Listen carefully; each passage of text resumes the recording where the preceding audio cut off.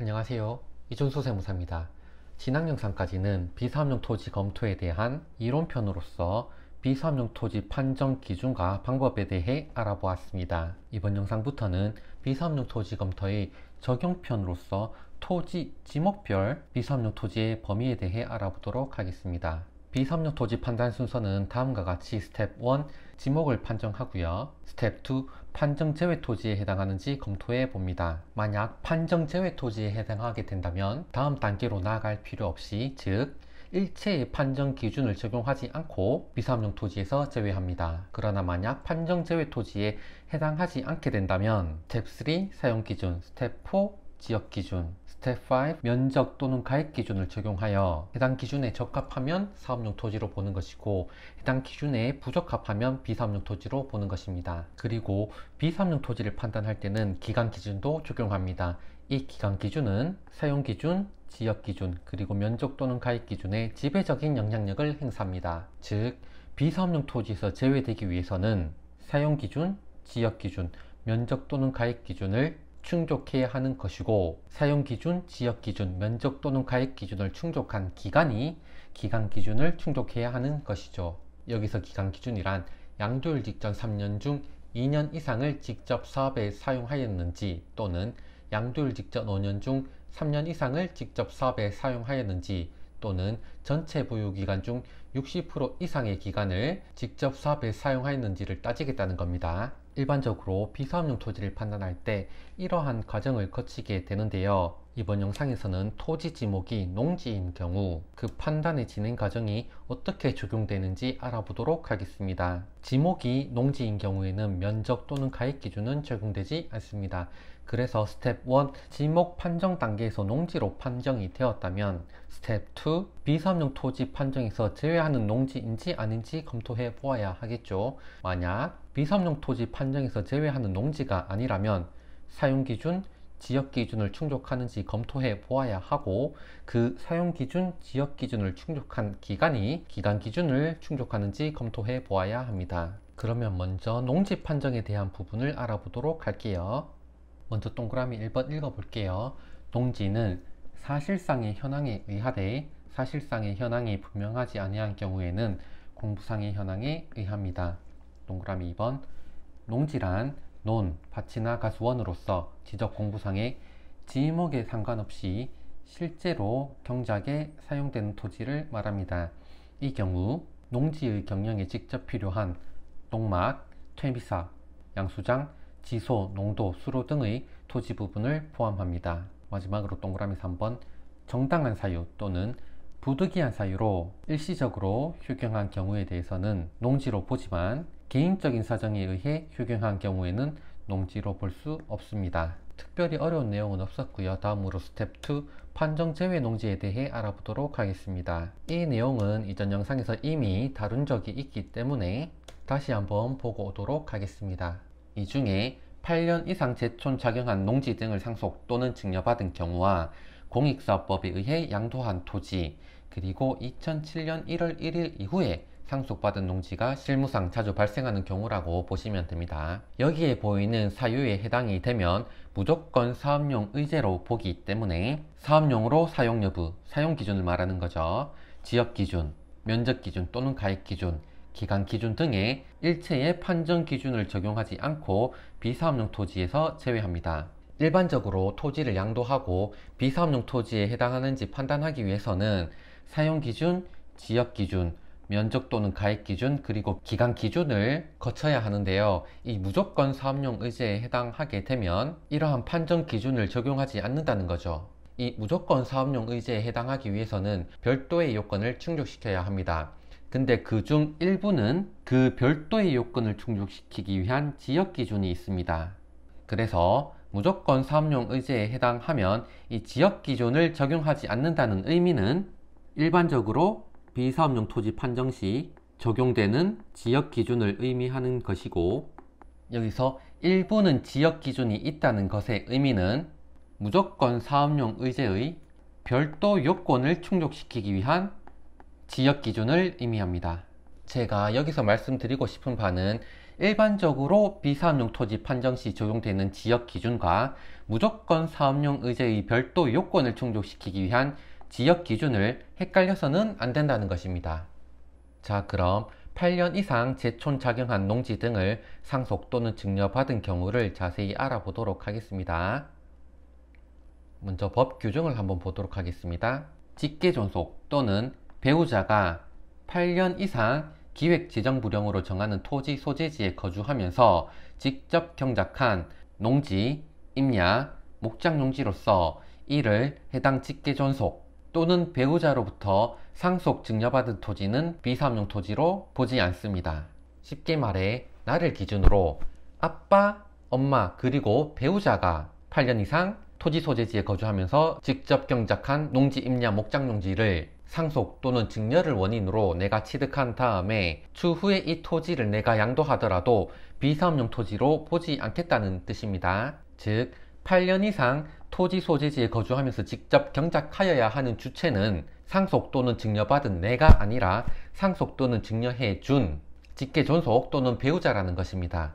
계속해서 한번 읽어볼게요. 경작한 기간을 계산할 때 직계존속이 그 배우자로부터 상속 또는 증여받아 경작한 사실이 있는 경우에는 직계존속의 배우자가 취득 후 토지 소재지에 거주하면서 직접 경작한 기간은 직계존속이 경작한 기간으로 봅니다. 읽기가 좀 어려워서 단어를 좀 바꿔서 다시 한번 읽어보도록 할게요. 경작한 기간을 계산할 때 엄마가 아빠로부터 상속 또는 증여받아 경작한 사실이 있는 경우에는 직계존속의 배우자, 아까 직계존속을 엄마라고 하고 그 배우자를 아빠라고 했으니 그 직계존속의 배우자는 아빠가 되겠죠. 아빠가 취득 후 토지 소재지에 거주하면서 직접 경작한 기간은 직계존속 엄마가 경작한 기간으로 봅니다.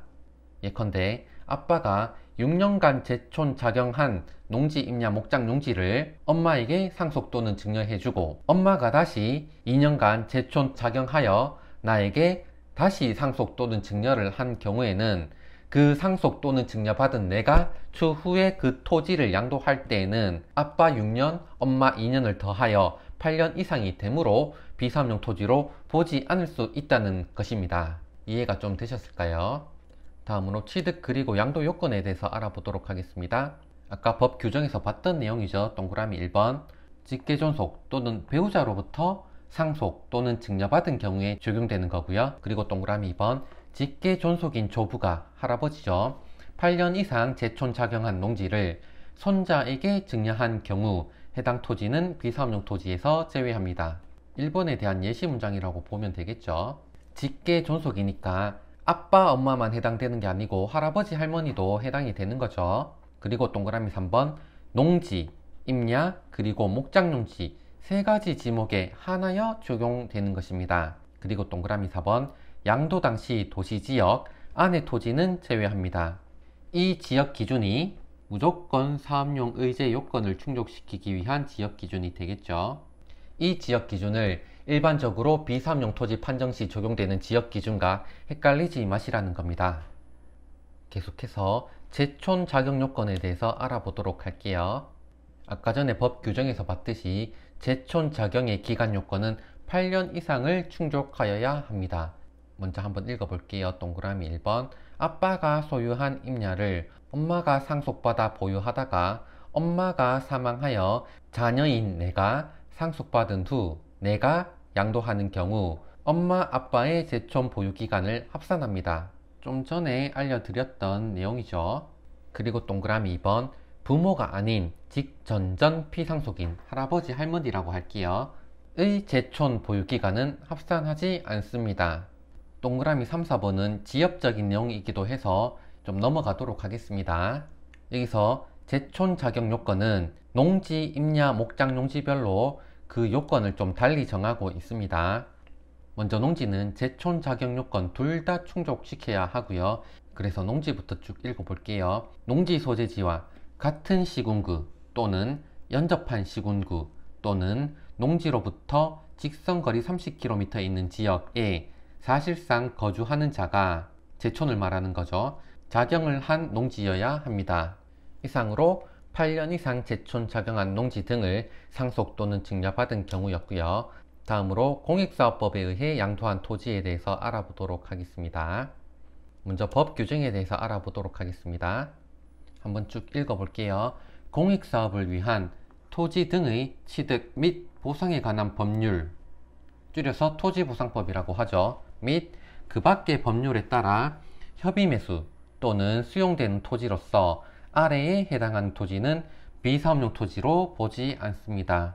먼저 가, 사업인정고시일이 2006년 12월 31일 이전인 토지, 그리고 나, 사업인정고시일이 2021년 5월 3일 이전인 토지는 그 토지의 취득일이 사업인정고시일로부터 2년 이전이어야 합니다.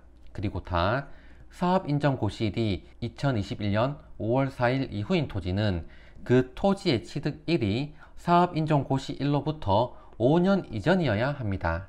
즉, 사업인정고시일이 언제인지에 따라 비사업용 토지에 해당하지 않기 위해서는 그 취득 시기의 제한을 달리 규정하고 있는 것입니다. 밑에서 다시 한번 설명드리도록 할게요. 다음으로 적용 대상입니다. 크게 어려울 것은 없는 내용이니까 간단하게 쭉 읽고 넘어가도록 하겠습니다. 동그라미 1번, 공익사업법상 사업시행자로 지정되기 이전에 양도하는 토지는 이 해당 규정을 적용하지 않습니다. 그리고 동그라미 2번, 공익사업법상 사업 목적에서 제외된 토지를 잔여지 매수 청구에 의해 사업시행자가 취득하는 경우에도 공익사업법상 협의매수 또는 수용되는 경우로 보아 비사업용 토지에서 제외합니다. 예컨대 내가 가진 토지는 이만큼 있는데 이 중 일부만 공익사업으로 편입이 되고 남은 일부의 토지를 잔여지라고 하는데 토지 소유자가 이 잔여지를 사업시행자로 하여금 매수하도록 청구를 한다는 거죠. 그래서 공익사업의 범위에 포함되었던 토지뿐만 아니라 잔여지 매수 청구에 의해 사업시행자가 취득하는 경우에도 비사업용 토지에서 제외한다는 내용입니다. 그리고 동그라미 3번, 사업 인정을 받지 아니하고 공익사업을 시행하는 경우 보상계획 공고일, 공고를 생략한 경우에는 토지 소유자에게 보상계획을 통지한 날을 사업인정고시일로 봅니다. 일반적인 경우는 아니라고 할 수가 있겠죠. 마지막으로 취득요건에 대해서 알아보도록 하겠습니다. 먼저 사업인정고시일이 2006년 12월 31일 이전인 경우입니다. 앞에서 봤던 가에 대한 내용입니다. 한번 쭉 읽어볼게요. 2006년 12월 31일 이전에 사업인정고시가 된 토지에 대해서는 2006년 12월 31일 이전에 양도되든지 2007년 1월 1일 이후에 양도되든지 비사업용 토지에서 제외됩니다. 동그라미 2번, 사업인정고시일 이후에 취득한 토지의 경우에도 2006년 12월 31일 이전에 사업인정고시가 된 지역 내 토지는 비사업용 토지에서 제외합니다. 3번이 결론입니다. 즉, 사업인정고시일이 2006년 12월 31일 이전이기만 하면 그 토지의 취득 시기에 제한은 없다는 것입니다. 사업인정고시일 이후에 취득한 토지라도 적용 대상이 되기 때문에 비사업용 토지에서 제외할 수가 있는 것이죠. 반면에 사업인정고시일이 2007년 1월 1일 이후라 한다면 먼저 나에 대한 내용입니다. 2021년 5월 3일 이전에 사업인정고시가 있는 경우에는 그 토지를 그 사업인정고시일로부터 2년 이전에 취득하여야 비사업용 토지로 보지 않는 것이고, 밑에 건 다에 대한 내용이죠. 2021년 5월 4일 이후에 사업인정고시가 있는 경우에는 그 사업인정고시일로부터 5년 이전에 취득하여야 비사업용 토지에서 제외된다는 내용이었습니다. 그리고 상속된 토지의 경우에는 사업인정고시일로부터 2년 또는 5년 이전의 판단은 피상속인의 취득일을 기준으로 합니다. 이상으로 공익사업법에 의해 양도한 토지에 대한 내용이었고요. 그러면 계속해서 2005년 12월 31일 이전에 취득하여 종중이 소유하고 있는 농지 부분과 2007년 1일 1일 이후에 상속받은 농지, 그 밖의 공익, 기업의 구조조정 등 부득이한 사유에 대한 내용들을 한번 알아보도록 하겠습니다.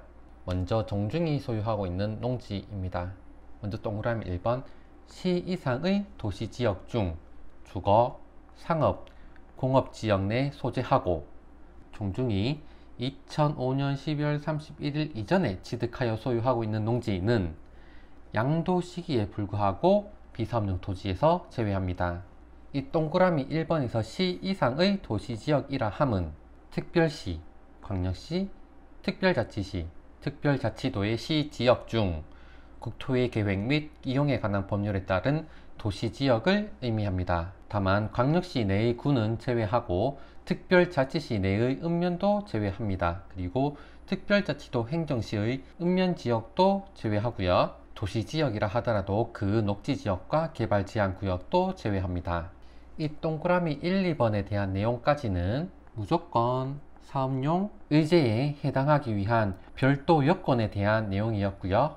특별히 여기서 동그라미 2번은 그 별도 요건을 충족시키기 위한 지역 기준인 거죠. 일반적으로 비사업용 토지 판정 시 적용되는 지역 기준과 헷갈려서는 안 됩니다.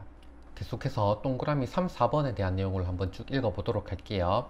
먼저 동그라미 3번, 종중이 소유하는 농지로서 2005년 12월 31일 이전에 취득한 경우에는 사업용 사용의제가 적용됩니다. 그리고 동그라미 4번, 종중이 소유하는 임야 및 목장 농지로서 2005년 12월 31일 이전에 취득한 경우에도 사업용 사용의제가 적용됩니다. 지난 영상에서 제가 무조건 사업용 의제에 대한 개념과 사업용 사용 의제에 대한 개념을 헷갈려서는 안 된다고 말씀드린 적이 있는데요. 여기서 다시 한번 설명드리도록 하겠습니다. 비사업용 토지 판정 순서는 이렇게 스텝 1 지목을 판정하고요. 그리고 스텝 2 판정 제외 토지에 해당하는지 검토를 합니다. 그리고 만약 스텝 2 단계에서 판정 제외 토지에 해당하지 않게 된다면 다음 단계인 사용 기준, 지역 기준, 면적 또는 가입 기준을 충족하는지 검토를 해야 하는 것이고, 이 사용 기준, 지역 기준, 면적 또는 가입 기준을 충족한 기간이 기간 기준에 충족하는지 검토를 해봐야 하는 것입니다. 여기서 무조건 사업용 의제라는 개념은 판정 제외 토지에 해당하는지 판단을 할 때 나오는 개념이고요. 사업용 사용 의제라는 개념은 사용 기준을 충족하는지 검토할 때 나오는 개념입니다. 이 무조건 사업용 의제에 해당하기만 하면 비사업용 토지 판정 자체를 제외하는 것이 되므로 이 스텝 2 단계에서 끝나게 되고 다음 단계로 나아갈 필요가 없으니 사용기준, 지역기준, 면적 또는 가입기준, 기간기준 등의 일체의 판정 기준을 거치지 않고 비사업용 토지에서 제외될 수 있지만, 이 사업용 사용 의제에 해당하는 토지는 이 사업용 사용 의제에 해당하여 사용 기준을 충족할 수 있다 하더라도 나머지 기준인 지역 기준, 면적 또는 가입 기준, 그리고 기간 기준을 거쳐야만 하는 것이죠. 이해가 좀 되셨을까요? 그럼 다시 내용으로 돌아가 보도록 하겠습니다. 이 종중이 소유하는 농지로서 무조건 사업용 의제가 적용되는 경우와 사업용 사용 의제가 적용되는 경우는 이 상속받은 농지에 대한 내용을 알아보고 나서 다시 한번 같이 정리해 보도록 하겠습니다. 다음으로 상속받은 농지에 대한 내용입니다. 한번 쭉 읽어 볼게요. 동그라미 1번, 시 이상의 도시지역 중 주거, 상업, 공업지역 내에 소재하고 상속에 의하여 취득한 농지는 그 상속 개시일로부터 5년 이내에 양도하는 경우 비사업용 토지에서 제외합니다. 동그라미 1번에서 시 이상의 도시지역이라 함은 특별시, 광역시, 특별자치시, 특별자치도의 시지역 중 국토의 계획 및 이용에 관한 법률에 따른 도시지역을 의미합니다. 그러나 광역시 내의 군 지역은 제외하고 특별자치시 내의 읍면지역도 제외합니다. 그리고 특별자치도 내의 행정시의 읍면지역도 제외를 하고요. 도시지역이라 하더라도 녹지지역 및 개발제한구역도 제외를 합니다. 이 동그라미 1, 2번도 마찬가지로 무조건 사업용 의제에 해당하기 위한 별도 요건인 것이죠. 특별히 여기서 동그라미 2번은 그 별도 요건을 충족시키기 위한 지역 기준이 되겠습니다. 여기서 상속에 의하여 취득한 농지는 2007년 1월 1일 이후에 상속으로 취득한 농지를 의미합니다. 계속해서 동그라미 3, 4번 한번 읽어볼게요. 2007년 1월 1일 이후에 상속받은 농지의 경우에는 사업용 사용의제가 적용됩니다. 그리고 2007년 1월 1일 이후에 상속받은 임야 및 목장용지의 경우에도 사업용 사용의제가 적용됩니다. 그러면 여기서 종중이 소유하는 농지 또는 상속받은 농지로서 무조건 사업용 의제가 적용되는 경우와 사업용 사용 의제가 적용되는 경우를 비교해서 정리해 보는 시간을 가지도록 하겠습니다. 먼저 2005년 12월 31일 이전에 취득하여 종중이 소유하고 있는 농지와 임야, 그리고 목장용지에 대한 내용입니다. 2005년 12월 31일 이전에 취득하여 종중이 소유하고 있는 농지로서 시 이상의 도시지역 중 주거상업공업지역 내에 소지하고 있는 농지는 무조건 사업용 의제에 해당하기 때문에 사용기준, 지역기준, 면적 또는 가액기준, 기간기준 등의 일체의 판정기준을 적용하지 않고 양도 시기에 관계없이 비사업용 토지에서 제외합니다. 여기서 무조건 사업용 의제에 해당하면 지역기준이 적용되지 않는다는 것의 의미는 일반적으로 비사업용 토지 판정 시 적용되는 지역기준이 적용되지 않는다는 의미입니다. 무조건 사업용 의제에 해당하기 위하여 별도 요건을 충족시키기 위한 지역기준은 아까 있었죠. 시 이상의 도시지역 중 주거상업공업지역 내라는 기준이 있었습니다. 다음으로 2005년 12월 31일 이전에 취득하여 종중이 사용하고 있는 농지로서 무조건 사업용 의제의 별도 요건을 충족시키지 못한다면 사업용 사용 의제 적용을 검토해 보아야 합니다. 사업용 사용 의제에 해당하게 된다면 그 사용 의제에 의해 사용 기준은 충족할 수 있더라도 나머지 지역 기준, 면적 또는 가액 기준, 기간 기준을 거쳐야 합니다. 지목이 농지인 경우 지역 기준은 거치도록 되어 있지만 면적 또는 가액 기준은 거치지 않아도 됩니다. 기간 기준은 거쳐야 하는 것이고요. 자, 그럼 2007년 1월 1일 이후에 상속받은 농지, 임야, 목장용지에 대한 내용을 알아봄으로써 다시 한번 그 원리를 이해해 보도록 하겠습니다. 2007년 1월 1일 이후에 상속받은 농지로서 무조건 사업용 의제에 해당하게 된다면 사용기준, 지역기준, 면적 또는 가액기준, 기간기준 등의 일체의 판정기준을 적용하지 않고 비사업용 토지에서 제외합니다. 여기서 지역기준이 적용되지 않는다는 것의 의미는 일반적으로 비사업용 토지 판정 시 적용되는 지역기준이 적용되지 않는다는 것을 의미합니다. 무조건 사업용 의제에 해당하기 위하여 별도 요건을 충족시키기 위한 지역기준은 있었죠. 시 이상의 도시지역 중 주거, 상업, 공업지역이 그 별도 요건을 충족시키기 위한 지역기준이었습니다. 이 경우에는 상속 개시일로부터 5년 이내에 양도하여야 비사업용 토지에서 제외될 수 있습니다.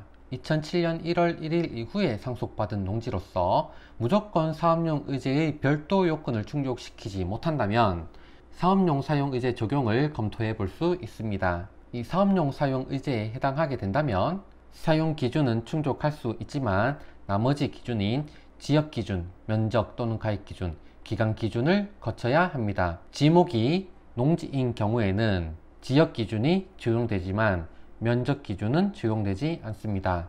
기간 기준은 적용되는 것이고요. 자, 그리고 무조건 사업용 의제에 해당하는 그 밖의 사유도 있는데요. 이 부분은 중요도 측면에서 좀 떨어지다 보니까 굳이 안 보셔도 크게 상관은 없을 거라 생각을 합니다. 이상으로 지목이 농지인 경우 농지 판정에 대한 내용과 판정 제외 농지에 대한 내용을 알아보았습니다. 다음 영상에서는 나머지 사용 기준과 지역 기준에 대해 알아보도록 하겠습니다. 감사합니다.